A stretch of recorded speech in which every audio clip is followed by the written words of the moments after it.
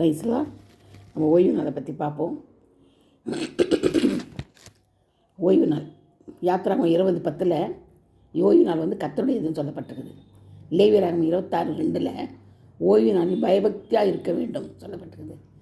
எசேக்கியேல் 20:12-20 ஓய்வு நாள் நமக்கு ஒரு அடையாளம் சொல்லப்பட்டிருக்குது. எசேக்கியேல் 20:13-21 ஓய்வு நாளின் பரிசுத்தத்தை குலைத்து போட்டார்கள். ஏசாயா 58:13-14 அவர்கள் இஷ்டப்படி செய்தார்கள். கர்த்தரின் பரிசுத்த நாளை அசட்டை செய்தார்கள். அதை பற்றி கண்டுக்கிறதே இல்லை. எசேக்கியேல் 20:24 ஆகையால் நான் அவர்களை புறஜாதிகளுக்குள்ளே சிதறடிப்பேன். அதாவது இஸ்ரேல் ஜனங்க புறஜாதிகளுக்குள்ளே இப்போ சிதறடிக்கப்பட்டு கொண்டிருக்குது. எதுக்காகனா அவங்க என்ன செஞ்சாங்க, ஆண்டவர் இதெல்லாம் செய்யக்கூடாதுன்னு சொன்னதெல்லாம் செஞ்சாங்க. அந்நியத்தில் பெண் எடுத்தாங்க. அப்புறம் ஓய்வு நாள் ஆசிரிக்கலை, புறஜாதிகளோட உறவு கொண்டாங்க. அந்த மாதிரி தான் செய்யும்போது ஆண்டவருக்கு என்ன செய்தார், விக்கிரங்களை வார்ப்பித்தாங்க. பொண்ணுனாலும் வெள்ளினாலும் தங்கள் தெய்வத்தை உண்டு பண்ணிட்டாங்க. இந்த மாதிரி அவங்களுக்கு தனியாகவே அவங்களோட பிணைத்து கொண்டாங்க, உறவு கொண்டாங்க, திருமணம் செய்து கொண்டாங்க. இந்த மாதிரி அந்நிய புறஜாதியாரோடு இந்த மாதிரிலாம் அவங்க செய்ததுனால கர்த்தர் என்ன செய்தார், அவங்கள புறஜாதிகளுக்கு ஒப்பு கொடுத்தார். புறஜாதிகள் இப்போது சிதறடித்து புறஜாதிகள் தான் இப்போ ஆண்டு கொண்டிருக்கிறாங்க. ஏன்னா இவங்க ஆண்டவரை சரியானபடி வணங்கலை, அவர் சொன்னதை கேட்கலை, கற்பனைகள் என்ன செய்யலை, கை கொள்ளலை. அதுதான் விசேஷம். அதே உங்களோட சாலமோன் பாருங்கள், அதே மாதிரி அந்நிய ஜாதியாரான அநேக ஸ்திரீகள் மேலே ஆசை வைத்தான் சாலமோன். 1 ராஜாக்கள் 11:1 சொல்லப்பட்ட அநேக ஸ்திரீகள், அந்த ஸ்திரீகள் தான் அவனை என்ன செய்தாங்க, வழி போல் செய்தாங்க, கெட்ட வழியில் நடத்துனாங்க. 11:14 கர்த்தர் ஏதோமியனாகிய ஆதாத் என்னும் ஒரு விரோதியை சாலமோனுக்கு எழுப்பினார். பாருங்கள், ஒரு விரோதி ஆண்டவர் எழுப்புறார். பாருங்கள் எவ்வளோ ஒரு பயங்கரமான நிலைமை பாருங்க அவனுக்கு. அதே மாதிரி 11:23 இலியாதாவின் குமாரனாகிய ரேசோன் என்னும் வேறொரு விரோதியை எழுப்பினார். சாலமோனை அவர் தெரிந்து கொண்டார்.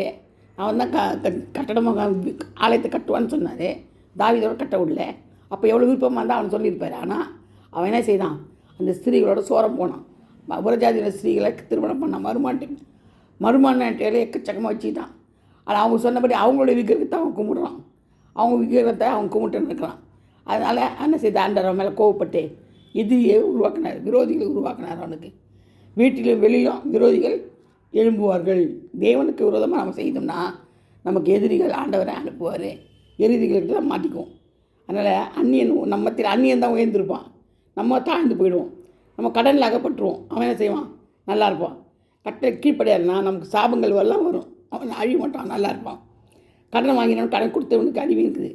கடன் வாங்கினவன் கடன் கொடுத்தவனுக்கு அடிமை. நீதிமொழிகள் 22:7 நாம் கர்த்தரின் கட்டளைக்கு கீழ்ப்படியாமல் மனிதர்கள் வார்த்தைக்கு கீழ்ப்படிந்தால் புறஜாதிகள் நம்மளை கர்த்தர் ஒப்பு கொடுத்தார்.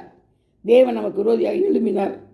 புறஜாதிகளோட கடன்பட்டு சாபத்துக்குள்ளானோம். இதெல்லாம் எப்படி செய்தேன், கர்த்தருக்கு வெளியே நடந்தது. கர்த்தருக்கு பிரியமில்லாத காரியங்கள் நம்ம செய்ததுனால புறஜாதியோட நம்மளை ஒப்பு கொடுத்தார். அதுக்கு தான் நம்மளை ஒப்பு கொடுத்தாரு. மற்றபடி ஒன்றும் காரியங்கள் கிடையாது. அவருக்கு நமக்கு எதிரி ஆயிட்டார். அவரே தேவன் நமக்காக புறஜாதிகளும் எதிரியாக நின்று யுத்தம் செய்வார். புறஜாதிகளோடு சேர்ந்து அவர் நமக்காக யுத்தம் செய்வார். நம்ம யுத்தம் செய்வாராம், எதிரியாக நின்று யுத்தம் செய்வார். பார்த்தீங்களா எவ்வளோ பத்தாவன் நிலைமை நம்ம நிலைமை. அதனால் தேவனுக்கு பிரியமில்லாத காரியங்கள், விக்கிராராதனைகள், மற்ற எந்த காரியங்களையும் செய்யக்கூடாது தான். விலகி இருக்கணும். விக்கிரல் படைக்கிறதுக்கு விலகி இருக்கணும். பீரியாவுக்கு போதகம் பண்ண இயேசுவின் போதனை இதெல்லாம் தவறானது. அதனால் நம்ம என்ன செய்யணும், விலகி ஜீவிக்கணும், கர்த்தரோட பிணைந்து ஜீவிக்கணும், கர்த்தருக்காக வாழணும், கர்த்தருக்காக ஜீவனை கொடுக்கணும். அது மட்டும் இல்லை, அவர் சொன்னதை மட்டும் கேட்கணும். அது மட்டும் இல்லை, தேசத்தில் வைக்கக்கூடாதுன்னு அறிவிச்சாங்க. லேவியராகம் 26:1 நீங்கள் குறிச்சிக்கோங்க. இதெல்லாம் ரொம்ப முக்கியமானது, நம்ம கிடைக்கக்கூடாத ஒரு பொக்கிஷம். இந்த வாசகங்கள்லாம் தேசத்தில் வைக்க வேண்டான்னாரு. லேவியராகம் 26:1 உபாகமம் 7:26 வீட்டில் வைக்க வேண்டான்னாரு. அப்புறம் உபாகம் 13:17 கையில் வைக்க வேண்டான்னாரு. கையில் உபாகமம் 27:15 ஒளிப்படத்தில் வைக்க வேண்டான்னாரு. ஆனால் எல்லாத்தையும் வேலை செஞ்சாங்க. எல்லா நீங்கள் பிள்ளைகளை பெற்று நீங்கள் உங்களை கெடுத்து ஆதரவு இருக்கிறதையாவது சொரூபத்தையாவது பண்ணி பார்வைக்கு பொல்லாப்பு செய்தால் நீங்கள் முற்றிலும் அழிந்து போவீர்கள்னு சொல்கிறார். உபாகமம் 4:26 4:25-26 சொல்லப்பட்டிருக்கு. பாருங்கள் எவ்வளோ பயங்கரமாக சொல்லியிருக்கிறாரு. இதெல்லாம் தெரிஞ்சோம் நம்ம செஞ்சதுனால என்ன செஞ்சார், கர்த்தர் உங்களை புறஜாதிகளுக்குள்ளே சிதறடிப்பார்.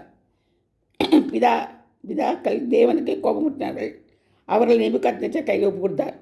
அவன் அந்த ஆலயத்தை நிர்மூலமாக்கினான். பார்த்தீங்களா, நேபுகாத்நேச்சர் வந்துடுறான். அவன் என்ன செய்கிறான்? நிர்மூலமாக்குறான், ஆலயத்தை நிர்மூலமாக்குறான். நியாயப்பிரமாணத்தை புறம்பே எரிந்து விட்டார்கள். நீர் அவர்களை புறமையாயிருந்து தீர்க்கதரிசிகளை கொண்டு கடிந்தும் அவர்கள் செவி கொடுக்கவில்லை.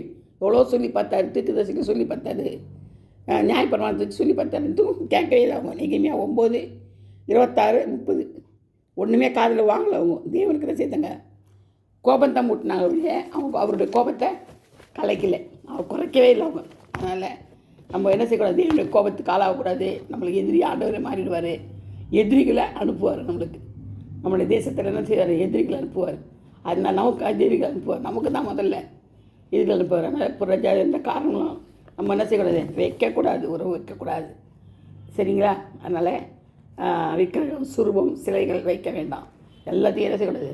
வைக்கக்கூடாது. ஆண்டவர் ஆவியாக இருக்கிறார். ஆவியோட உண்மையோடு நம்ம என்ன செய்யணும்? ஆண்டவரை தொழுது கொள்ளணும். சரிங்களா? கர்த்தர் தாம் இந்த ஆசீர்வதிப்பாராக. ஆமென். லேலியா, praise the lord. God bless you all.